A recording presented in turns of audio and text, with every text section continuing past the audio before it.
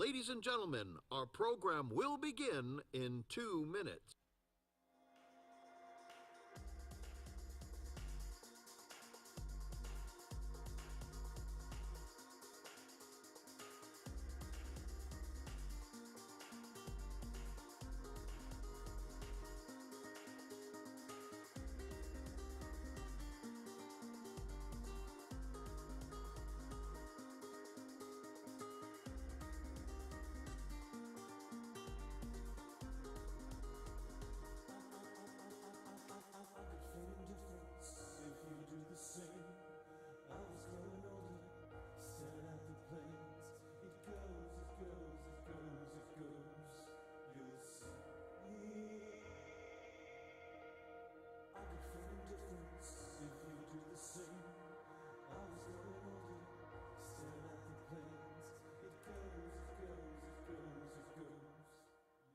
Ladies and gentlemen, please take your seats. Our program is about to begin.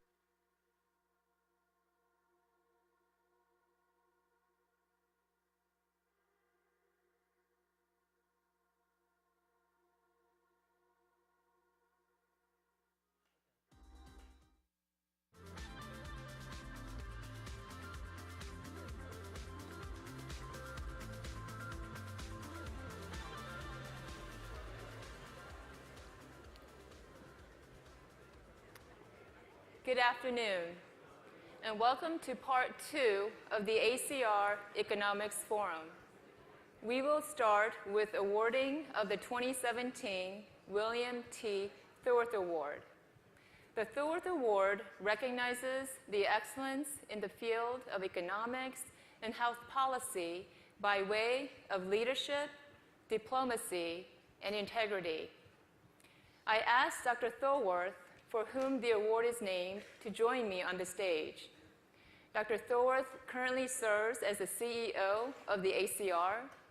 He has previously served as the chairman of the ACR Commission on Economics, chairman of the ACR Board of Chancellors, and he is a past ACR Gold Medal recipient. I also asked Dr. Silva to join me on the stage to present this year's Thorth Award. Thank you. Thanks very much, Angela. It really is a pleasure, and honestly, a particular pleasure this year to present the Excellence in Economics and Health Policy Service Award to Dr. Jim Rawson. I can still recall the conversation I had with Jim as far as his getting involved in the economic sphere when I had to go up to him and say, Jim, we've got this thing that's going on at Medicare called HOPS. And being a beer drinker, it always crushed me that they chose that acronym. But I said, the college is trying to decide whether we really need to be involved in it or not because it doesn't influence radiologist reimbursement, but it seems like it's going to be pretty important. But would you be willing to step in and sort of be our chief lead person on that? Jim picked it up, ran with it, and of course we all know in the Deficit Reduction Act it became very important for radiologist reimbursement. But Jim not only was doing that work for the college, very soon CMS saw the value of his work and leadership and put him on their advisory committee. Well, it's now been over a decade since that happened, and Jim's contribution to radiology economics, medical economics overall, and of course now with the Patient and Family-Centered Commission, his leadership in that realm, and it is truly an honor for me to accept Jim into the fold of those who have received the award. So let me have Zeke do the presentation. Bill, thanks so much. Thank you.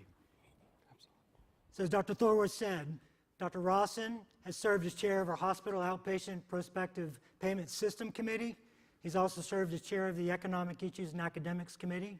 He's chairman at the Radiology Department at the Medical College of Georgia. And if I may provide a quick anecdote. As Kurt said, I'm used to being at the Ruck. I'm used to that climate. But I joined Jim on a trip to Baltimore to talk about some changes we were seeing in the HOP schedule. And going into the meeting, I had my armor on. I was ready to battle. Time was there.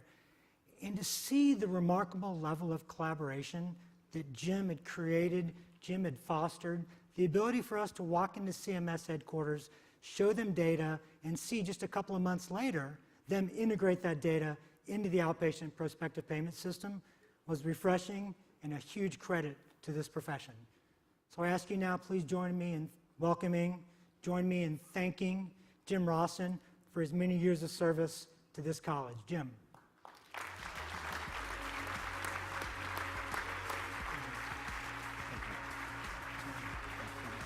Thank you so much. Thank you.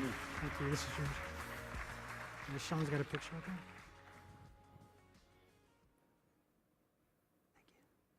Thank you. Say something if you're... Thank you. This is an honor for me for many reasons. As Bill said, I was very junior when Bill asked if I would be interested in serving on a committee and creating the committee, pulling people together to work on hops. And I didn't know what hops was, and I had trouble spelling it because it actually had 2 P's at the time. And so we started this process, and Bill made an investment in me. And I'm forever grateful for that. He's been a friend and a mentor since. We've seen some amazing talent today, and last night and throughout the week, both walk across this stage and be in the audience. And one of the things that has really inspired me in my career is when people have taken the time to make investments in people and to help nurture and grow them. And I want to just give you some highlights of what that can look like, because I think that's one of the great opportunities for the college. We talk about our friends and our families. My wife is here with me. Jean was able to join me this year. I got to marry my best friend and the love of my life. What a wonderful opportunity and an investment. Oh, thank you. We have the chance in our professional life to work with amazing people. I've been at the same institution for 21 years at the Medical College of Georgia. And today, not only are my students, my residents, my faculty, and my alumni here, but my patients are here also. When Bill asked me to serve on that committee, I would never have predicted any of these events. It's just very, very touching for me to see as all of these things come together. Someone early in my career told me they had made a mistake in their career, that they did not get involved in the American College of Radiology early enough in their career. And so they pushed me into my state chapter. My state chapter didn't just adopt me, they adopted my wife and our 2 children, and our kids grew up with the other radiologist kids in Georgia at our state meeting, to the point that they are still in touch with each other. And now they're not just emailing and texting, they're calling each other, and they are still friends for 20 years of meetings. Another amazing group of people that chose to both inspire and invest in me. And the ACR has just been an amazing journey through HOPS, through the Patient Family Centered Care Commission. All of this to me has just been such a phenomenal opportunity. I got a chance, as someone who never took any economics, to have Pam Cassing train me to the point that Medicare thought I had some skills in economics. And then for Medicare to train me in their methodology for HOPS to the point that Zeke and I could go up to Medicare and have a collegial conversation of how we could best improve healthcare together. A surreal experience, but an environment that was possible because of the training, the investment, and the collaborations that I saw here. So to me, excuse me, to me the really big opportunity is for us to keep making those investments. We have an amazing RFS and YPS section. We have our patients starting to get engaged in the college.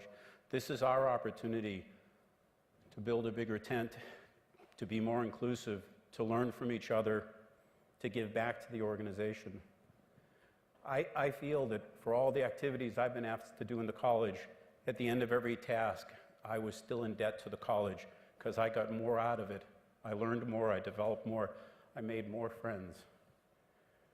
So as someone who's been very active in the college, I still feel a debt to the college for all the things that it has done for me. And I thank you for the opportunity to serve the American College of Radiology. It has been an honor, and an honor to receive the Thorworth Award. Thank you. Thank you again, Jim. Thank you. So we'll now present our keynote speaker. Bear in mind, I could have pretty much invited anyone around the country to this lecture. I could have invited someone from CMS, from a large hospital system, from a large payer. But as we thought about who we wanted to be our keynote speaker for this economics forum, the following name kept coming up, Keith Dreyer. Because think about informatics.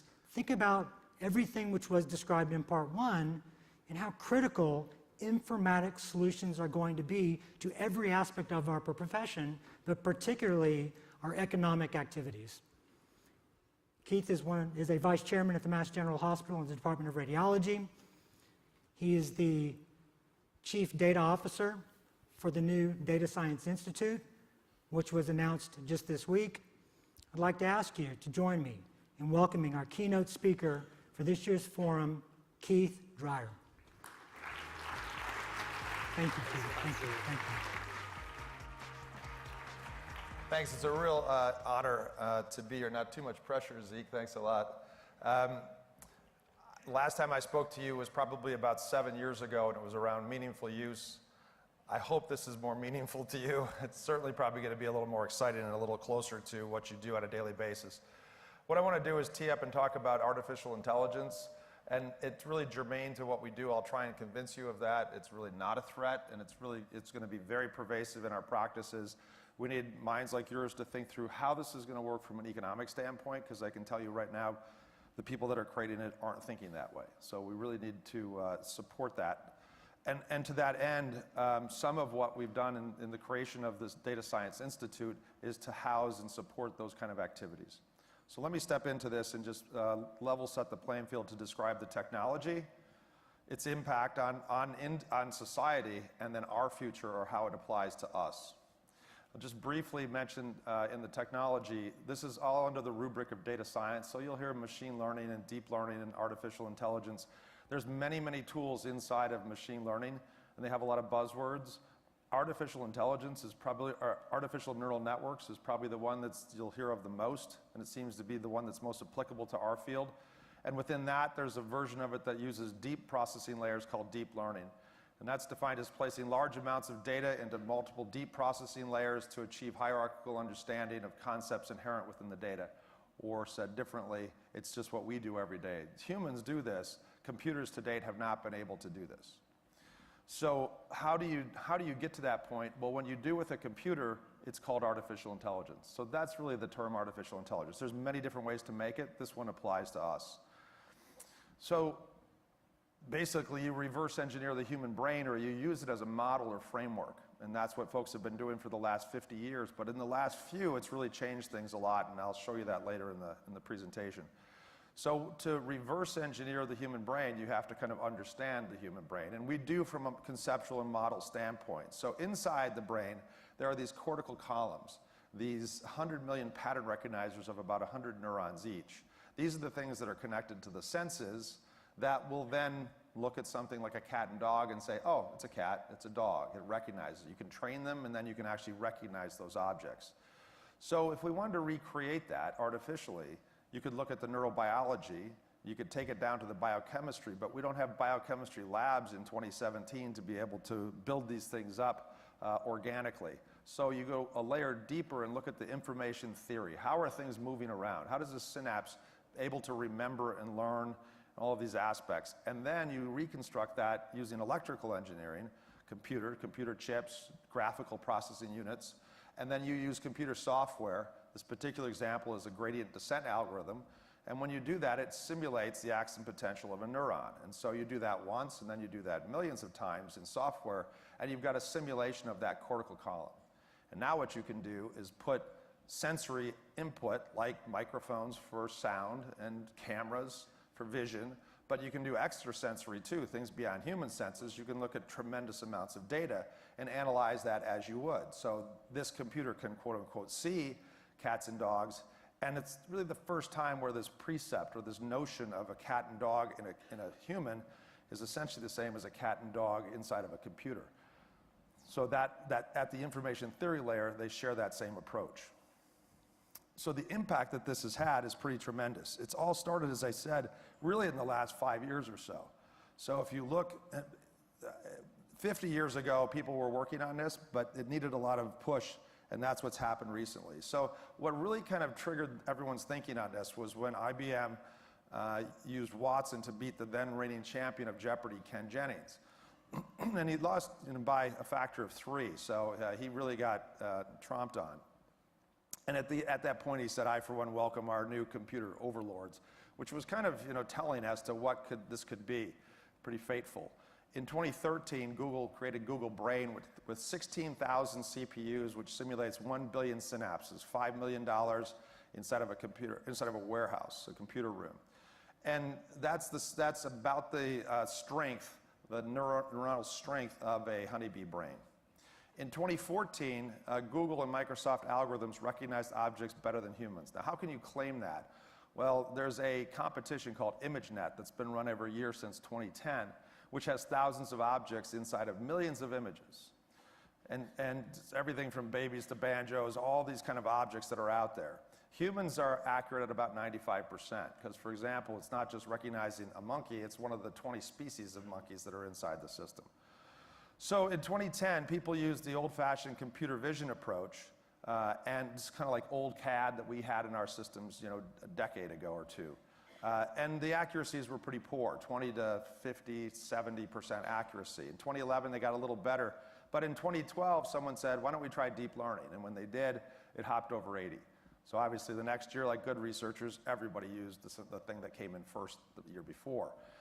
And still almost close to in 13, human performance. And in 2014, finally, several companies actually rose above superhuman recognition of objects. 15, 16, and on, it just got more and more accurate. So just as an example, you can pull out your phone. Apple embedded one of these algorithms inside of their OS. So if you go to your screen for pictures, go to the application, you can just type in objects that you probably haven't even cataloged, but now they're able to be cataloged because it recognizes what's inside of those pictures. So in this case, this is my phone, I just typed in dogs. Ashamed to say I have 746 pictures of dogs. Talks to you about my personal life. I'm surprised to recognize some of them. I think the ones dressed up like a chicken for Halloween. But also more obscure things like mountains, right? So you type in sunsets, beaches, clouds, whatever, and it just does it. So if that doesn't spark in you that if it's doing it on your phone and this is just local, what could it do inside of a system that's dedicated for the same kind of stuff in MRI, CT, et cetera, right? So in 2015, IBM also got that idea, and they acquired several companies, $5 billion worth of companies in that time frame, and one of them was Merge. Merge is a PACS risk company. Clearly, IT in our space spent about $1 billion for that company. The next year, 2016, just last year, NVIDIA, which is the big chip maker for GPUs for gaming, that's what really fueled a lot of this. So they announced the world's fastest GPU chip at 21 teraflops, and just to give you the equivalency, it's the same as that warehouse that Google had from 3 years before. This, they put into a package of 8 of them and sell it now as the world's first deep learning supercomputer. It sells for $129,000. After that, or right around that time, we at MGH, where I work, we partnered with NVIDIA and then created the Center for Clinical Data Science with MGH and BWH. So here's what it is that I think you need to do or consider doing at your organizations if you want to build this stuff. If you want to use it, you can just be a consumer and purchase. But if you want to build it, we had put in our EHR solution. It wasn't the best when we had it in, but now we look at this and say, we can make AI applications to enhance that product and inject those back into the care. So take the data out, create algorithms, and put that back in. And it's a little bit, step through this process, we have to conceptualize what are the use cases? What do we want to do? What do we want to optimize? What do we want to be able to predict from the patient data? We have to then take all that data and curate it and then create a computational environment. When you think about that, it goes back to that early slide I was talking about. It just takes data and works it through any of those number of those algorithms that exist and are getting created today by various compute companies, Google, Microsoft, IBM, Facebook, Twitter, Apple, et cetera. And so applied to our domain. When that happens, you're able to then run that through applications, and that application development can put it back into the clinical care environment. That could be a reporting system for radiology, a PACS system for radiology. It could be a modality inside of it, or it could be an EHR, et cetera. It depends on what the use case is. You need all the data to be able to do this optimally. So if you want to make an application in imaging, you don't just work on imaging data, just like we don't. When we make diagnoses, you want all the data. So the goal is to collect all that data, and then you target your applications in specific domains, like diagnostics. You can also do it in clinical care management, therapy, population health, et cetera. The focus for us initially, fortunately, and that's probably why I was selected to be engaged with it, is diagnostics. But when you do this once, you can imagine you set up that framework, you can apply it to other areas as well. So in 2017, I'm proud to say that the American College of Radiology announced this Data Science Institute, and I'll talk more about that a little bit later.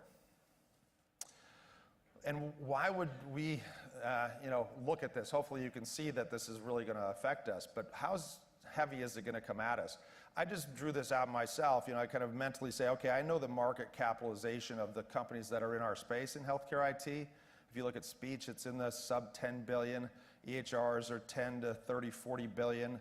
Diagnostic companies are in that 100 billion range. But if you look at the top 5 manufacturers of artificial intelligence today, they collectively are $1 trillion market cap. So if they want to come at an industry, they're going to come at an industry and they're going to have force. And so we need to be able to guide them, to control that, to work with them, to manage the process by which they do it. We don't want another AI winner. We want it to succeed, but we also want to make sure that it's doing the right thing for patients. And even companies like GE, Siemens, Philips are also becoming, as you've watched the ads or if you listen to Jeff Immelt, they're coming from an industrial company into a digital company. So what's next? Does that just mean that these companies that are there are going to get bigger and bigger? Well, I don't really think so, and I'll show you why, and it applies to our field. So when you create artificial intelligence, you need big data, you need massive compute, you need powerful algorithms, and you need a broad investment. And that's what those companies are doing. But to really make a change in a domain, say healthcare, for example, you really have to have more things. You have to have domain expertise. I mean, we know what we do every day. We know how our operations work. And so within that, you need healthcare knowledge, healthcare environments, access to our facilities, vision of what healthcare of the future will look like, because those companies just really don't know that. You have to be able to make products, right? So you have to have clinical translation, application integration, and clinical commercialization, and then targeted investment. And now you got a chance to go out of field. Whether it's autonomous vehicles, it's search, it's marketing, it's tax prep, or healthcare. These are the other ingredients that you need. So the AI companies can do their part. Our perspective is an academic medical center that has the data and the use cases can do its part, but you also need these large healthcare companies, IT companies, to be able to do their part as well. And that's where I think you'll actually see, and other experts say, that that's where that growth, that really additional future is going to come from for additional growth in the industry. So our future, if you look at the literature, here's just a 5-year span of a search of the different applications, medical informatics, sensing, bioinformatics, imaging, all within healthcare. Imaging is the one that's growing the fastest from publication standpoint.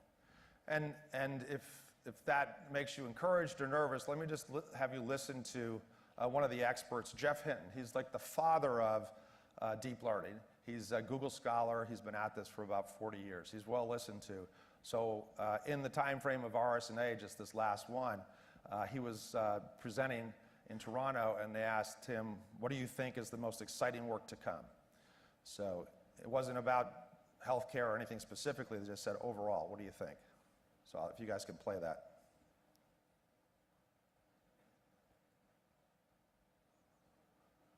Uh-oh. There we go. Jeff, perhaps a similar question, if you may. What do you think is the most exciting work to come? Okay, so, let me start by just saying a few things that seem obvious. I think if you work as a radiologist, you're like the coyote that's already over the edge of the cliff, but hasn't yet looked down, so doesn't realize there's no ground underneath it. People should stop training radiologists now. It's just completely obvious that within 5 years, deep learning is going to do better than radiologists, because it's going to be able to get a lot more experience. It might be 10 years, but we've got plenty of radiologists already. I said this at a hospital, and it didn't go down too well. There you go. There's going to be... Chills go down my spine every time I hear that. Okay, so is he right or wrong? And that's what I want to try and show you and let you decide. You heard what he said, or if you didn't, people should stop training radiologists now. It's just completely obvious that within 5 years, deep learning is going to do better than radiologists. It's kind of a damaging statement. Just to be in full disclosure, he actually did correct that statement a few months later in a Forbes article. But you know, things on the internet stay forever. So AI versus radiologists, this is what it looks like when you're doing this, right? So you have data and you have the results. That's coming from that expert. And you put both of those into this machine learning engine, for lack of a better term, and you wind up with artificial intelligence. And now that can see new data and in theory give results that are as accurate as that it got from the expert by watching the data and results that it created. So once you have that, the question is now, is it A versus B? Is that what we're talking about? Is that the question, radiologist versus this thing? And if you get deeper into this, you'll realize that's absolutely not the question. That has nothing to do with AI. Instead, it looks a little more like this. Data will go to AI, and some of that will go to the results, and I'll talk about that in a minute, but all of that will come to the radiologist, the expert, us. And when it does, we have more information to give, and actually less information that goes directly into the EHR, just what needs to. So if we're quantifying something, that could go directly into the EHR. But if we need to make decisions on diagnosis, more of that will come to us. And so I think the picture is going to look like this to the outsiders. They're going to say, all this is done in radiology. If we make sure this is done the right way. If it's just thrown into institutions in various places, it probably won't stick well. But if we look at it this way and we say, we'll embrace this, and this will actually provide more value to us and more value to our patients, this is an approach and a model that I think is one that works and is sustainable. Just to talk a little bit more about what that box would look like and how you do this, a physician, we're just going to take you through the standard workflow that you all know. A physician sees a patient, makes a decision, an exam gets performed, we visualize it, we detect something, we classify it into something, we report it out, and then there's a result, and then that process continues, right? So then the 90s happened and things got digital. So the exams got much more high tech and digital. We visualized off of film instead of film. Now we're on monitors. We use speech recognition. We have EHRs. We do decision support on the way in. We do decision support starting to with ACR Assist for us. But yet, through all that time, it's still human eyeballs making the detection, right? So people look at this area and think, okay, well, now that we can apply AI, let's focus it right in that one area. But there's many areas that you could apply AI. This is a general tool that you can make specific for certain areas. Not to say that this won't help in that area, and let's talk a little bit about that. But I think it'll be this combination that's used to improve that process. There are thousands and thousands of things that we do every day, the decisions that we make when we look at images. And if you split this space up, which is difficult for folks like Jeff Hinton to understand, without a background and understanding of this, there's all these different organ systems, obviously. There's all these different modalities that we work in. We've got different anatomical regions within those areas, and then we have findings within that. So this space is huge when you're trying to solve this problem. And let's just look at one, for example. Let's look at neuro and look at MR. And I want to show you this example because from an economic standpoint, this is something for you to think about. So if we look in that space and we say we're going to apply it to acute neurological symptoms. Someone comes into the ER, and now we have a 5-minute brain scan that we can do. And we just do 3 pulse sequences that find 3 different things. There's a radiologist making the findings. They do the neurological assessment, say if there's stroke, hemorrhage, mass, patient can go home, tertiary, take care of them, et cetera, and that's the results. So now, let's look at what you would do. You would create 3 algorithms there. One to look for acute stroke, one to look for acute hemorrhage, and one to look for mass lesions, all on those specific pulse sequences, right? So that means that you need tons of data. It's anonymized. You need to be able to then annotate that ground truth. Someone, probably a radiologist, has to go out and say, here's the strokes, here's the hemorrhages, here's the mass lesions, because things today are still supervised, so it needs the expert to be able to tell the software where the lesions are. And then there's normals. And then typically what people do is they run contests to say who can do this, who can solve the problem across the world. You would take that information back, you'd say who won, and then let's say you have those 3 algorithms. Now you could put them back into practice. So you can drop those in at the time that the radiologist is looking at that to assist them, or you could actually replace the eyeballs of the radiologist at that point, or you could do it differently and say, let's the structure, the numbers come out, and let the radiologist then make distinctions and differentials and include all of this information in. But you could change the workflow, you could change the CPT code, you could change a number of different things, and those are all potentially things that could happen. But to suffice it to say, when you're looking at this, this is just one area inside this giant map that we have to work through. So it's going to take quite a bit of time. The other thing to think about, though, is we see patients when they're symptomatic. That's a lot of when diagnostic and detections, with the exception of screening, that's when it takes place. The other way to think through AI is to be able to think, can I improve the outcome by doing that detection process earlier? But then you'd have to know who to do it on. So if you look at a population, clearly, we do diagnostic to separate diagnostic diseases from normals, then we go into biopsies to go further, and then all the way to therapy. And we do this with the least invasive approach we can, so imaging, then pathology, then therapeutics. And the earlier you do this, you get a better outcome in general. And so could you back this up? And could you use AI for these type things? So clearly we do imaging, screening, but could you go back and actually use biosensors for monitoring?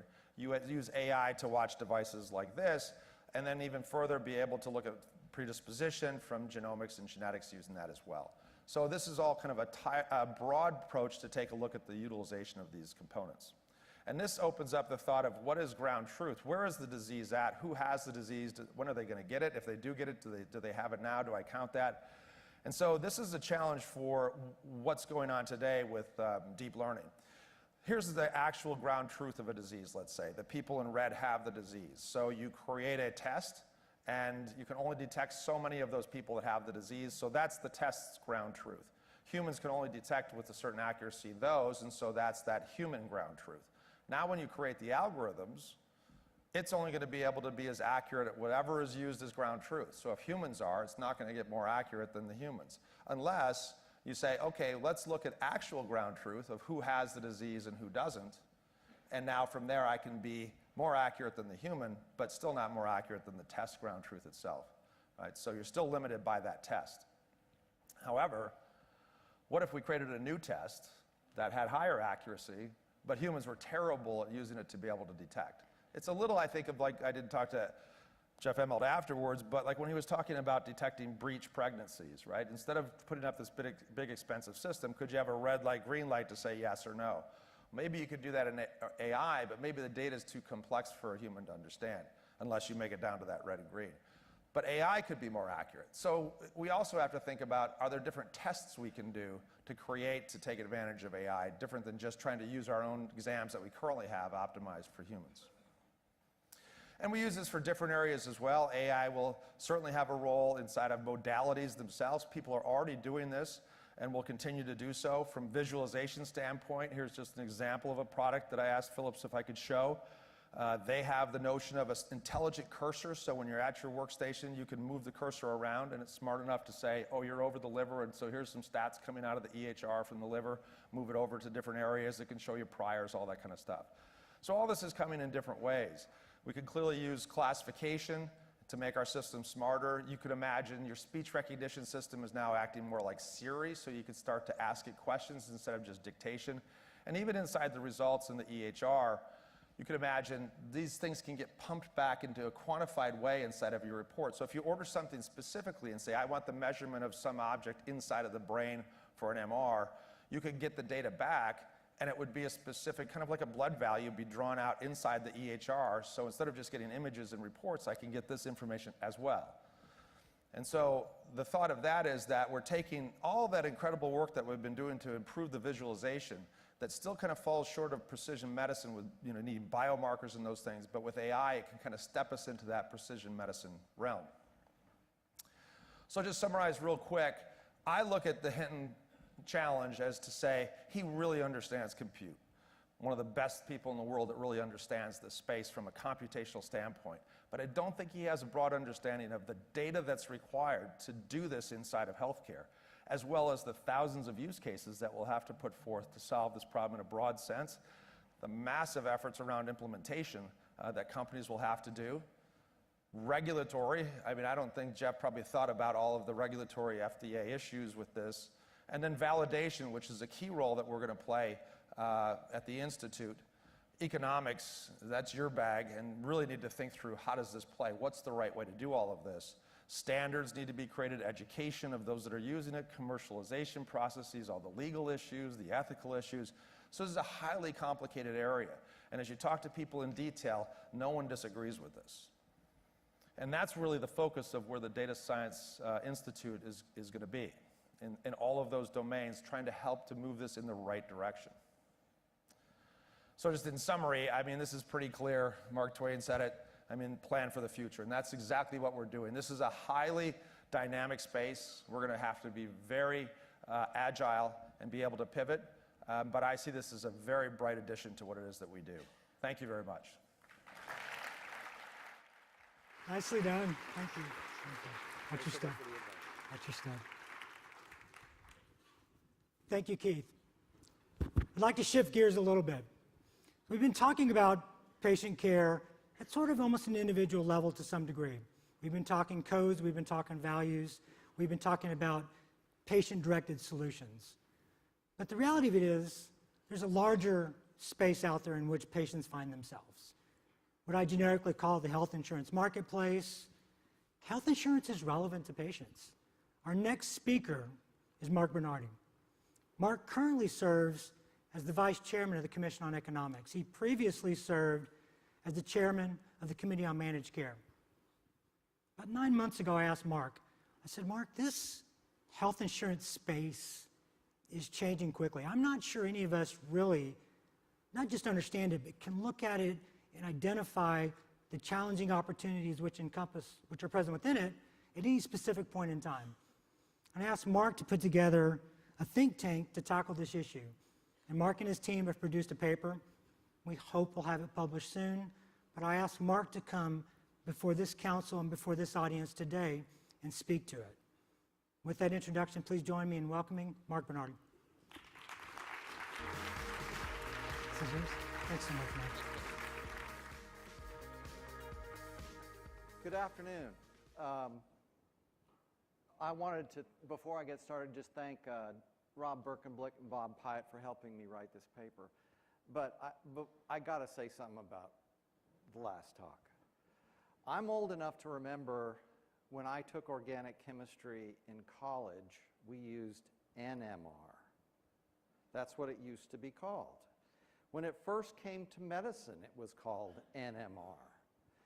They decided to change the name because they figured nuclear would be kind of like giant crabs crawling over the stage and everything. So they decided to change the name. But I remember hearing Damadian talk. And Damadian had a different set of words for NMR. It was no more radiologists. So I kind of think maybe our demise is a little anticipatory there.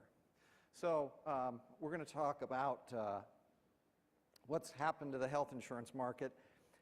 And to kind of play on another thing that's been going on today, we're going to pivot right at the end, so pay attention.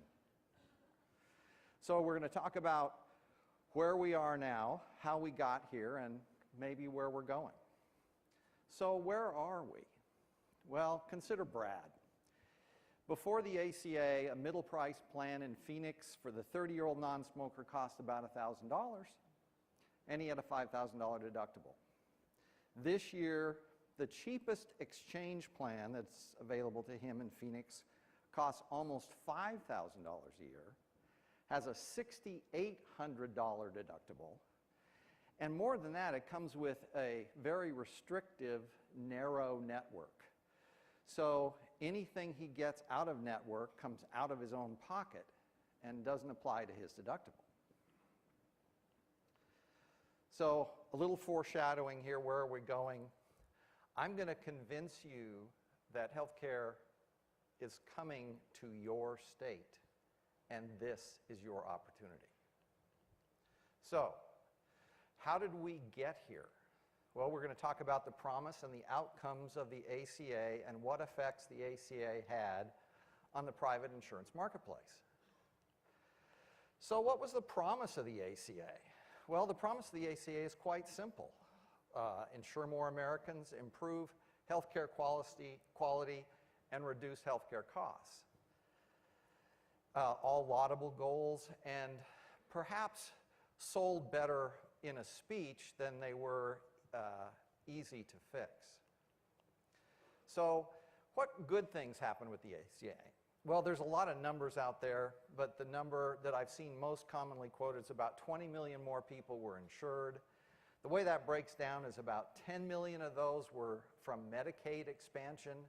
The government changed the amount of money you could make, the calculation, so more people would qualify for Medicaid. They also sweetened the pot for the states. They changed the rules with the states, so they gave the states a little incentive to expand Medicaid. The cost curve was bent.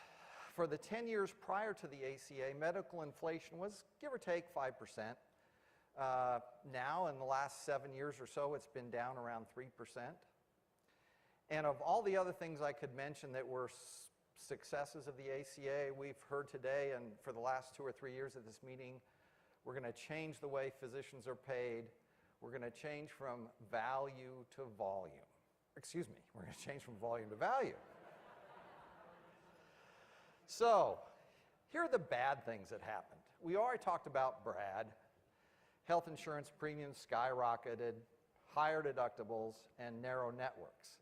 How about the exchanges? What's going on there? Well, just recently, we've had a lot of news about this. In Iowa, Wellmark and Aetna are just not going to offer insurance anymore. That was April 3rd and April 6th in the Des Moines Register.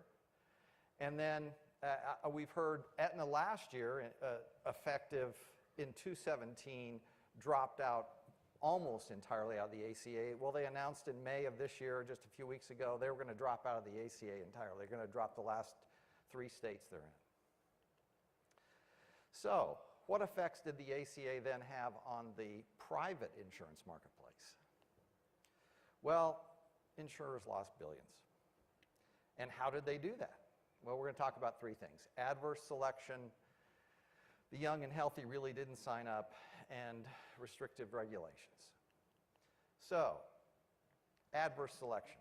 That's the whole idea of guaranteed issue. Guaranteed issue is one of the primary principles of the ACA. That meant that patients could wait and buy insurance until they're sick. That's pre-existing conditions.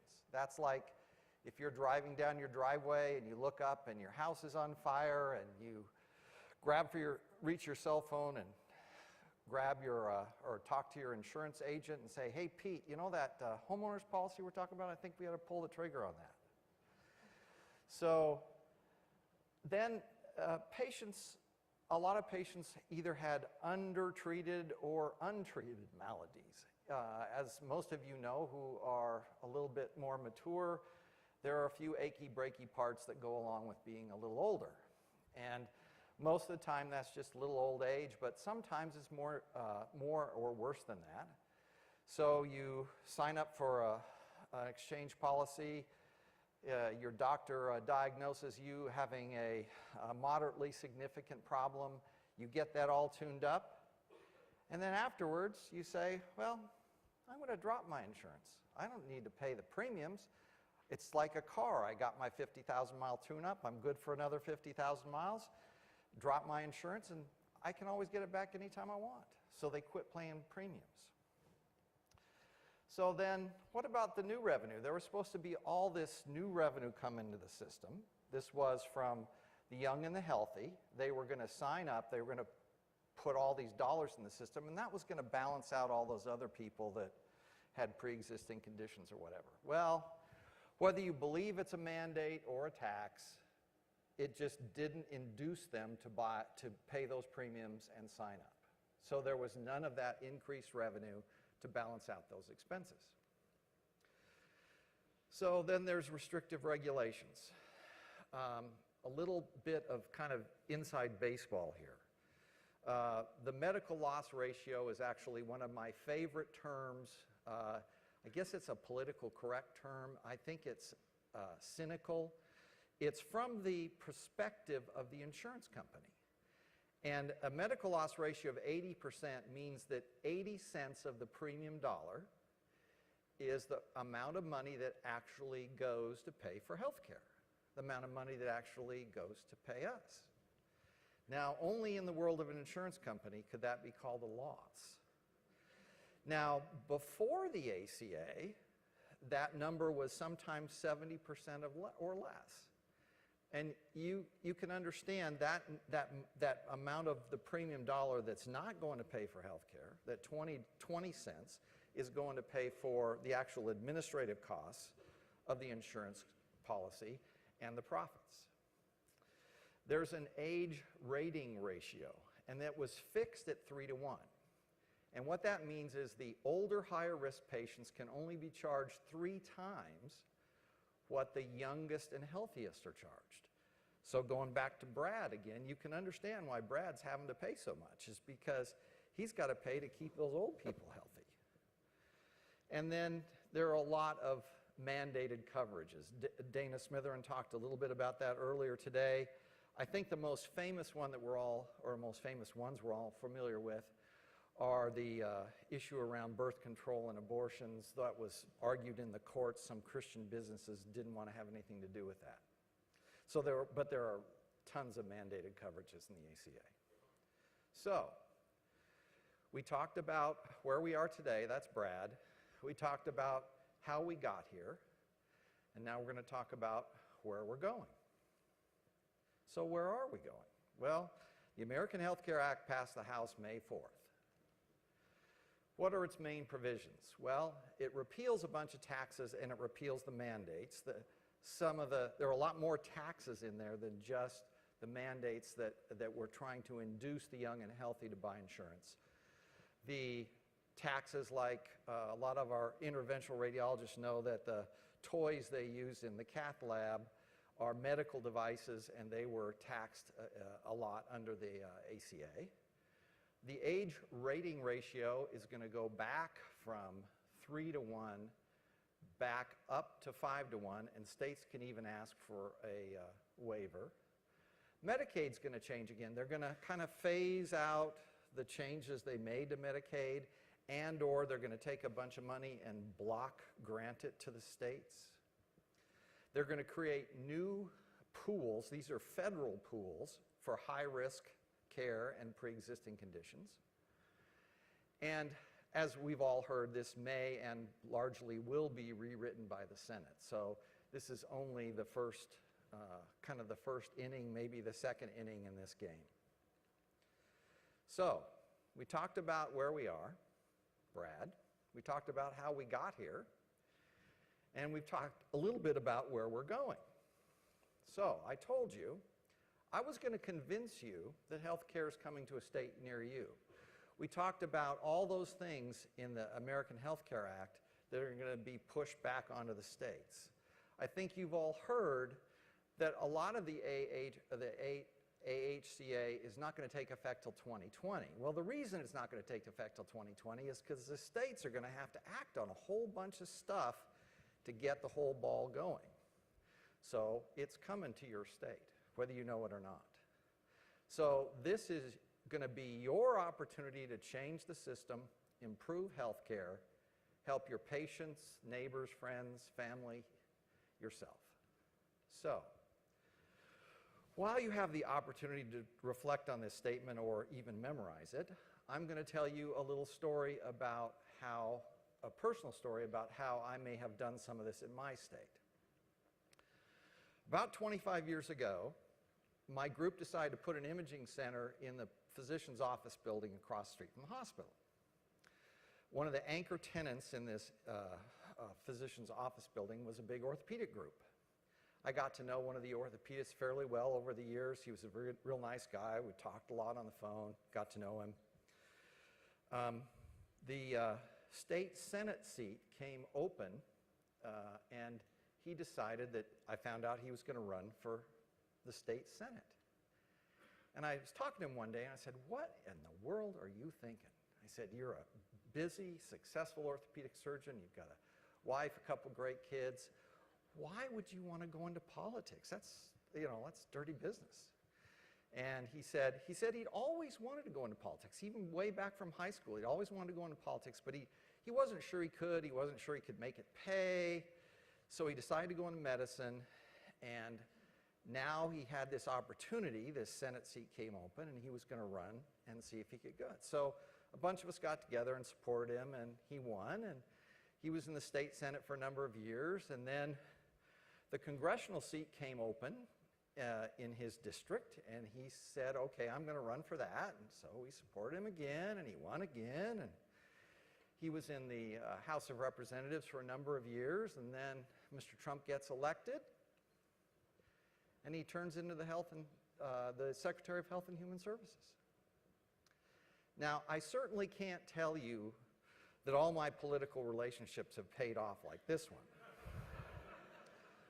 But what I can tell you, it can start very simply. You don't have to know. You don't have to see the future. You just have to make a friend. And one of the true axioms of politics is you can't wait to make a friend until you need a friend. So, once again, I think that, so let's change the topic here just a little bit. I don't know Brad. In fact, I made Brad up. Brad is, I didn't make the scenario up, but the name. But I know this guy. This is a 30-year-old non-smoker. This is my son, Max. He just turned 30 yesterday. And this is my family. This is Adam and Aaron and Max and Twisha and Karen. And this is who I'm doing this for.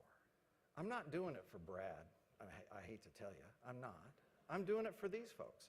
Now put your family picture right there. That's who you're going to be doing it for. You're not doing it for Brad either. Well, you might be, but you're not. These are the people I care about. I'm sure those are the people you care about in your family. We have the opportunity now in our own states to make a big difference on what healthcare is going to look like for the next 5 or 10 years. Don't get me wrong. I don't think this battle's going to end. I don't think in 2020, if whatever changes are going to start to occur, that's the last time we all have to worry about it. But this is the opportunity we all have. And I'd say this is our opportunity, nay, responsibility to change the healthcare system, to improve healthcare, to help our patients, to help our neighbors, our friends, our family, and ourselves. And that's my pivot, away from economics to advocacy. Thank you.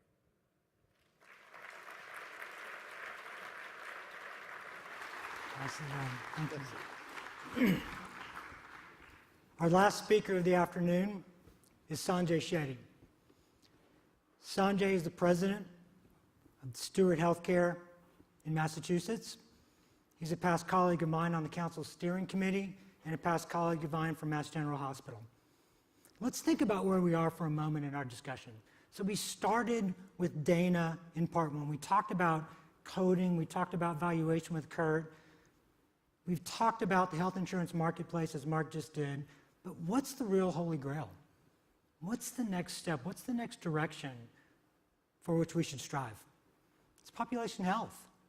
It's our willingness, our ability to assume risk, our willingness to say, we in radiology as professionals will take care of patients, and we will take responsibility if those patients do as well as they otherwise should have. It raises the bar, which is why I'm so pleased to welcome Sanjay to the stage, because he's an expert on risk-based contracting, but he's an expert on population health.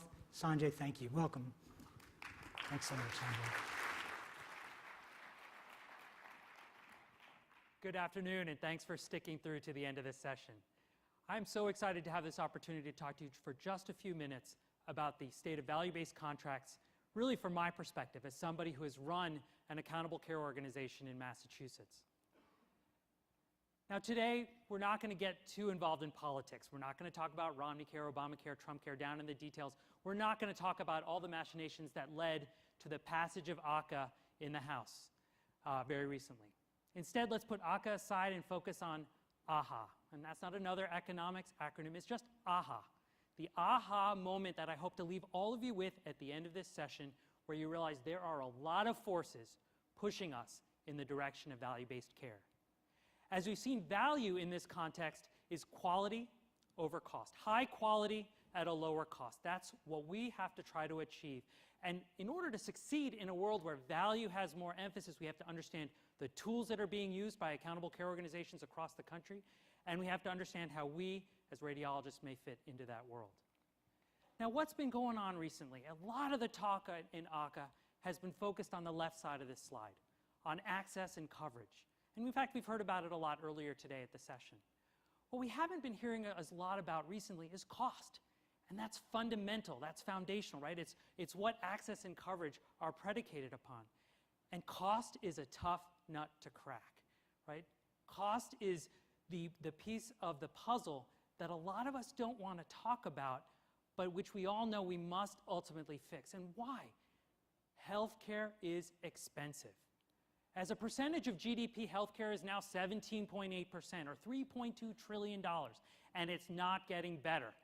By 2025, it's going to be almost 20% of GDP. And there are a lot of reasons for that. Demographics is a huge one, right? The percentage of elderly people in our country will continue to increase over the next few years. Then between now and 2050, the number of people over 65 is expected to double. The number of people over 85 is expected to triple. And there are a lot of reasons why we could look at demographics, we could look at healthcare in general, and realize that cost is going to continue to increase. And we could look at a lot of people, right? Pharmaceutical companies, they're at fault. The device companies, they're the ones. But in this case, I'm going to point the finger at us as providers. And unfortunately, I have to bring you back to fee-for-service, right? Fee-for-service fundamentally incentivizes throughput. It's paying for volume, not value. It's paying us for how much we do and not how well we do it. That's a tough message to hear. But I will tell you, I would not suggest that any of us are this cynical, right? That we look at our patients and see an ATM machine. But I promise you that most people who see fee-for-service absolutely think that's what we see. It's an ATM machine where someone else is funding the bank account, and all we have to do is press the button faster and faster and faster, and more money will pop out of it.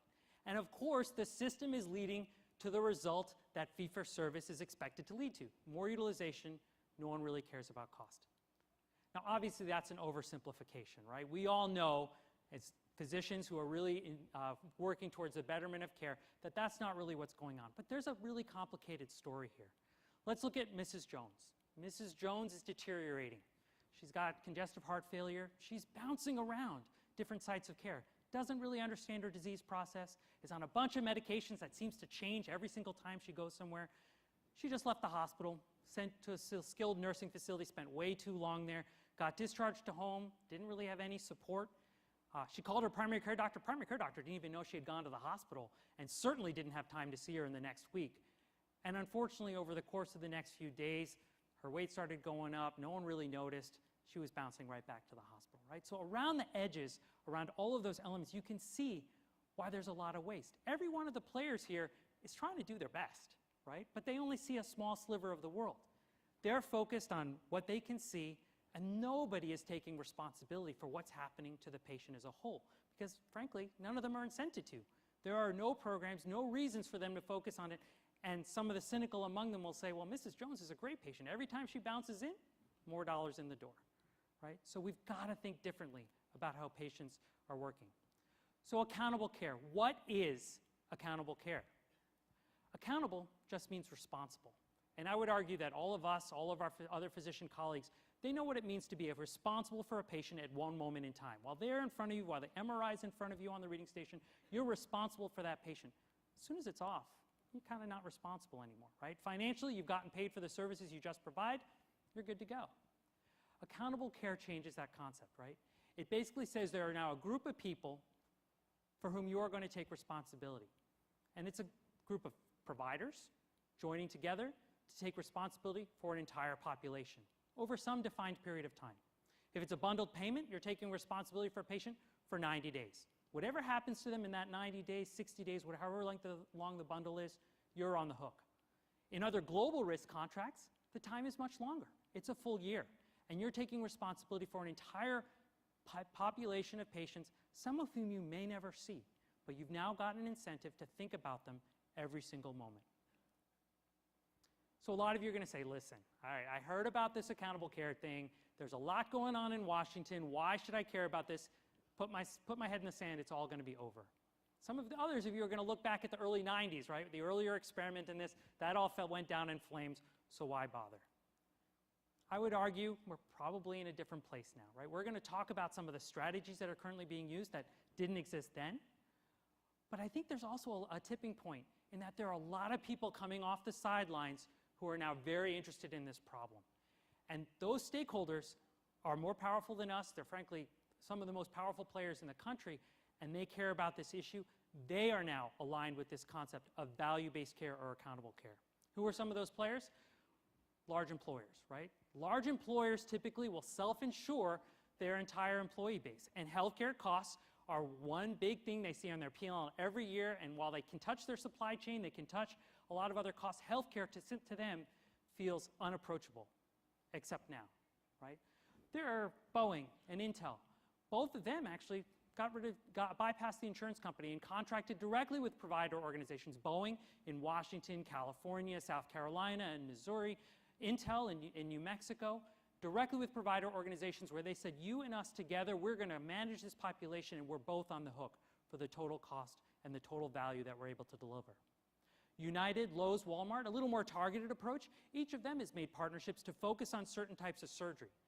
They've made the decision and done the calculation and realized it's cheaper to partner with one partner in the country, fly all of their employees into that particular provider, pay for them and their healthcare and a family member to stay and get the surgery, and in the long run they're going to save, right? They are looking for value, high quality providers who in the long run, despite those added expenses of travel and lodging, are actually going to deliver a lower priced product and higher quality, frankly, and get those people back to work, right, as an employee. That doesn't even mention the small businesses. Small businesses are struggling under the pain of increasing costs. Year over year over year, they have a bigger contribution. Their employees are mad because they don't see that sort of hidden benefit that they're getting, and employees' contributions are going up too. So small businesses don't have the wherewithal of those large employers, but are certainly struggling in the same environment and are making their voices heard through chambers of commerce and other places.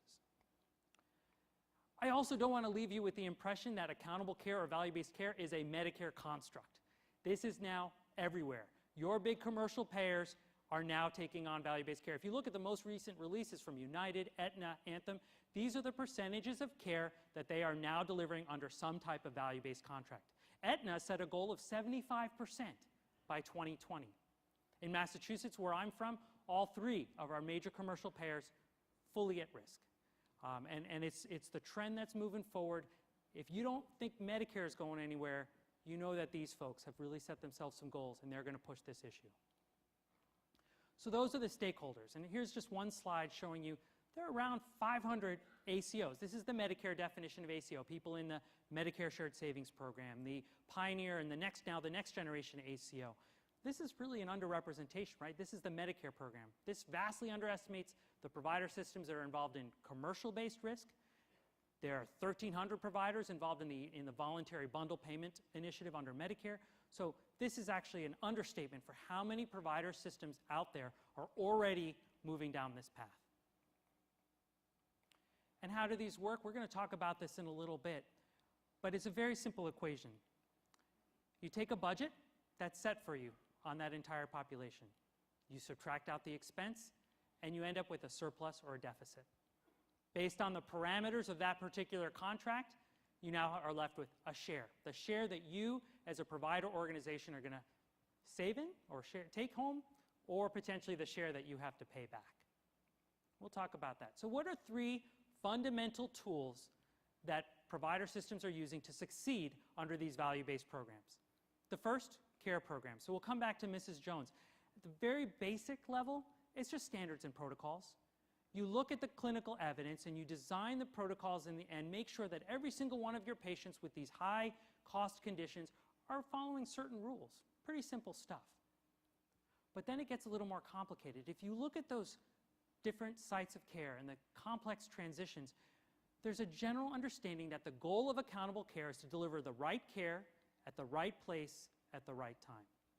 And so you surround the patient with a whole nother team of folks. Whereas before, under fee-for-service, there was absolutely no incentive to invest around the edges, to worry about those transitions of care. Now you've got an entire team of people whose job it is to make sure that information passes from site to site, to make sure that nothing falls through the cracks. Here are some examples of what we use in congestive heart failure. It starts in the SNFs. SNFs are paid on a per diem. Every night they have a patient in a bed, they get paid more. So guess what? They keep them in-house. So you need to have nurse rounders who are actually there watching the store and making sure when a patient's ready to go home, they go home. But when they go home, they're surrounded by support. We send a pharmacist into the house, go over the meds. It's amazing how many patients show you 4 different sets of medications and have no idea what they were actually supposed to be on. The pharmacist helps clear that up. We do all sorts of other things at home. Biometrics. The scale is connected to us. We know what's going on, and we actually have care managers who are able to work with that in order to make sure. And fundamentally, the post-acute visits. We make sure when the patient leaves the hospital, they are set up with their primary care doctor, because our evidence showed that if you have CHF and you don't follow up with your PCP within 3 days, readmission rate spikes, costs spike. It's that simple. It was just making an appointment before they left the hospital and making sure that didn't fall through the cracks. The second important change, and this is something we frankly didn't have in the early 90s in the way that we do now, data and analytics. First and foremost, we all know this picture, right? Every primary care doctor sees patients with a computer in between. So there's a lot of clinical information that's now available in the electronic health record that we didn't have before. But there's even more than that. One of the key values that you get when you enter into a risk-based contract is 100% of the claims information on the patients for whom you take risk, whether they're in your system or out of your system. That's valuable information. Now I can track for the past year every single dollar that was spent by that patient population, understand the patterns of care, where did they actually get their care, and begin to think about where the interventions might come in. So you have to understand who your patients are, right? The data helps me understand who I actually am now responsible for. Typically, we're responsible for patients based on their primary care doctor. Primary care doctors are, in this world, the captain of the ship. They're the currency of the realm. They're the ones who ultimately own the patients. And the commercial plans, it's because they chose that particular primary care doctor who happens to be in my ACO. On the Medicare side, where patients don't choose a primary care doctor, it's usually because Medicare goes backwards, looks at all the claims, and says, well, this person looks closest to your primary care doctor, I'm going to assign you there. But in either case, it's a really important piece of information. You need to know who your patients are. But obviously, that's just the beginning. So if we take 100 patients, this is data from my ACO. If you take 100 patients and you want to understand where the spending is, let's just look at those first 2 patients. 2 patients out of that population of 100 drove 26% of the total costs.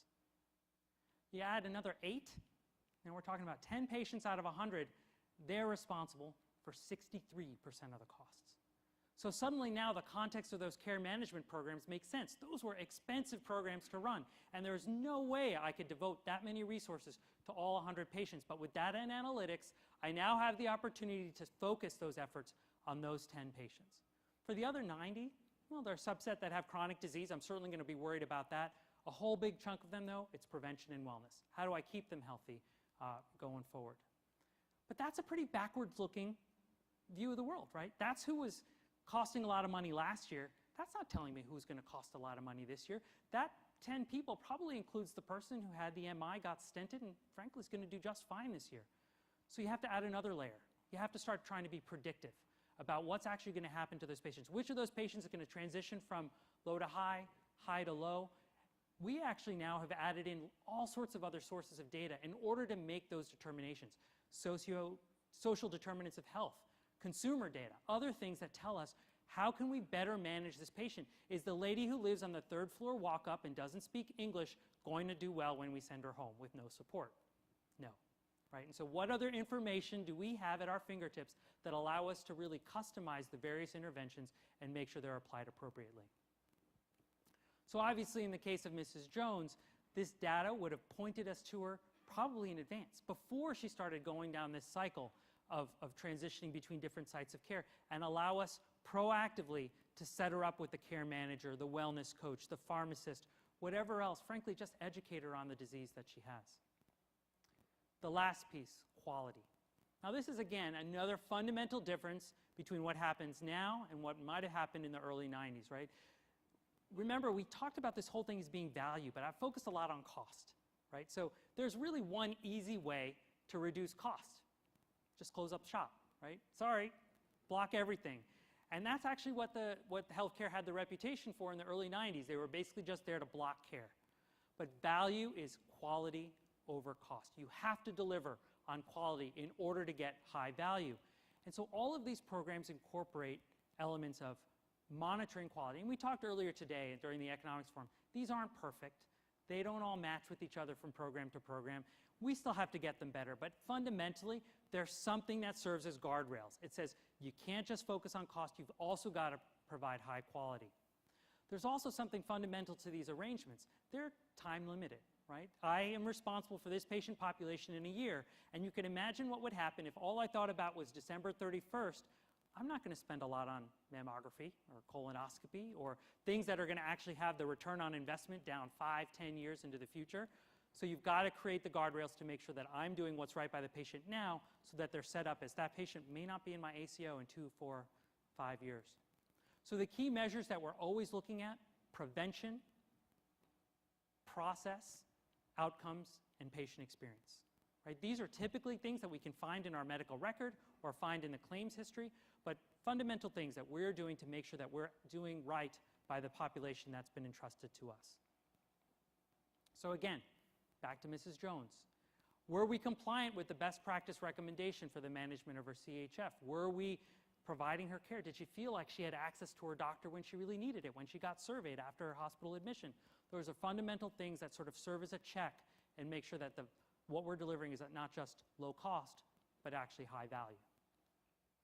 So those are the 3 simple tools, right? This is essentially what all the ACOs are trying to apply as they think about managing populations. Again, whether it's in a global risk arrangement over an entire year or in a bundle over a short period of time. Now, there are some nuances to this. So let's talk a little bit very quickly about the budget, right? So while we talked a lot about expense, that budget line is really complicated. And if you can imagine, this is where a lot of expertise is needed for organizations out there that are trying to get involved in choosing an accountable care program or a value-based contract. If you get the budget wrong, it doesn't matter what you do on the expense, you're screwed at the bottom, right? You are not going to do well when it comes to the bottom line. You have to understand which patients are in, what expenses are incorporated, what type of risk adjustment am I on the hook for, and fundamentally, how are you going to trend that budget forward so that you're not on the hook for truly sort of an outrageous amount of cost savings that really could be detrimental to quality of care. The second part that's really important is the share.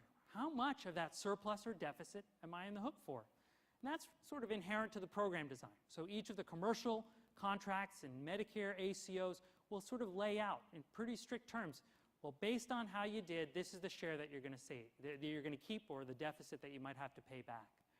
They're also informed by the quality metrics. This is how we meld the two together. The quality metrics often play a role in determining how much of a share. Sometimes doing really well on quality will mean more on the upside, but protection on the downside.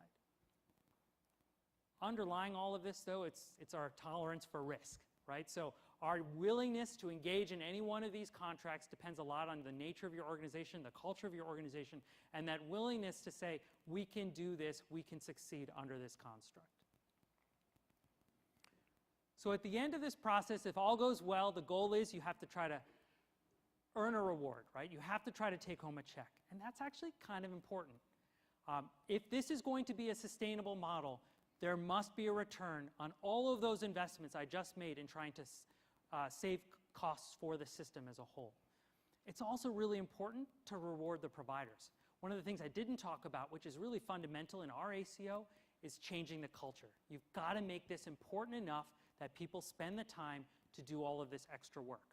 I will say in my own system, with all the variety of risk-based contracts that we have, I'm able to deliver to some of my primary care docs 6-figure checks on an annual basis, purely based on value. That gets their attention, right? In a world where fee-for-service is what's killing them because they hate being held only accountable to productivity, this check feels good. They were doing right by the patient. They were managing them in all the ways they wanted to. They were paid for those services that under fee-for-service they were getting no credit for. You also have to reinvest, right? Again, these programs are expensive. The analytics capabilities, et cetera, require constant updating so that you can get better and better. And that's an important piece of what the return has to be. What I'm not going to talk about today, but which I hope I'm starting to spur you to wonder, is where do we fit into this, right? Where do we as radiologists fit into this paradigm? Many of you are probably right now in a value-based contract. Maybe you don't even know it. And you certainly, if you are, want to understand what's happening to that money, right? Are you sitting on the board of your ACO or your clinically integrated network? Are you on the committee that's going to design the distribution model that decides who gets credit for the work being done? We as radiologists have to be at that table to make sure that our value in the bigger enterprise is being recognized. So where do we go from here? There are a couple of fundamental things that are going to potentially get in the way of this model, right? I do believe in an underlying sense that although the exact mechanism through which we achieve this is going to be debated, it may change under a new administration, that idea of saving on cost will have general bipartisan support, right? That is something that we can all agree on. But there are some elements that may be difficult. First, it's the risk and complexity of these arrangements, right? As we look at those ACOs, very few provider organizations have taken that leap into saying we're willing to take downside risk. It's a complex business. As you get into these commercial arrangements, how do you build up that expertise? That's going to be a hindrance on this model continuing to expand. The second is sustainability. It works really well when things have just not been managed for years and years to be held accountable to a budget. But if you get better and you've actually managed to close the gap, what happens in year 3? What happens in year 10? Is there still money, or is somebody else going to reach for it and they say, thank you very much, you've done a wonderful job, I'm now going to set your budget here, and then here, and then here. And we don't know the answer to that, to be totally honest. We've made these investments, we've managed to do this well year over year and sort of lock in the savings and the value that we've created, but that doesn't mean that that's fundamentally going to stay the same in an environment where healthcare costs as a whole continue to grow. And the last piece is the obvious one, right? The political will. Are we going to have an environment in which people continue to focus on just the access and coverage piece, or are we going to sort of have some folks who fundamentally take on the idea of cost? And I will tell you, there are two fundamental approaches to cost, right? We can do accountable care and value care and focus on doing what's right, or we can just take a hatchet and cut the reimbursement across the board, right? That means we're inherently going to work harder and harder for less and less and not lead to any better outcome. So it depends a lot on where we end up in terms of experimentation and in the evolution of the model. So I hope this was helpful from just a view from the trenches, what it's like to be in an accountable care organization, and thank you very much for your time. Outstanding, I think. Thank you. I want to thank you. I want to thank you for participating in our forum today, for joining us on our journey across the spectrum of volume to value-driven care. But I want to thank you for something else as I close. I promise I did not plan what I'm about to say. I promise that this is sincere. During the break, and I asked this gentleman if I could say his name, and he said, okay, please do. Mark Gorman is a stage 4 melanoma survivor. Mark Gorman is in this room. Mark told me that he has heard lectures about this content at the National Quality Forum, the American Board of Internal Medicine, among others. And Mark told me that this is the best lineup of faculty and content he's ever heard. Mark asked me, asked us, asked the American College of Radiology if we could join him in educating patients, not just about what radiology does, but what doctors do, what medicine does. And think about that for a minute. Imagine that. The American College of Radiology, our specialty, the leaders in that level of patient care, to a degree that Mark would ask me that question. Mark wants to know if we'll go to the National Alliance of Cancer Survivorship and share this content.